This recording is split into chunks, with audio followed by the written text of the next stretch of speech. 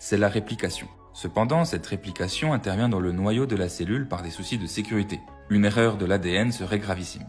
On dit souvent que l'ADN contient toute l'information génétique. En effet, l'information génétique va permettre notamment de créer des protéines qui vont avoir un rôle capital dans le fonctionnement de notre corps. Que ce soit les cellules immunitaires qui vont utiliser des protéines pour nous défendre, ou le transport de l'oxygène qui est assuré par des protéines, ou même encore les enzymes digestives qui sont elles-mêmes des protéines.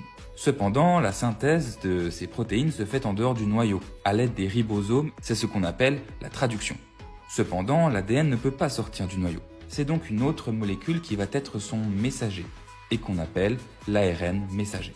L'ARN est créé à partir de l'ADN dans un processus que l'on appelle la transcription. C'est un nouveau complexe enzymatique qui va venir scinder l'ADN pour recopier son information génétique. Il y a une particularité avec l'ARN, c'est que le T, la thymine, disparaît et est remplacé par un U pour uracile. Donc la paire adénine-thymine devient adénine-uracile. Des éléments vont être ajoutés à la tête et à la queue de l'ARN messager pour qu'il puisse traverser le noyau de la cellule. Dans le même temps, l'ADN va permettre la création des ribosomes et des ARN de transfert par transcription également.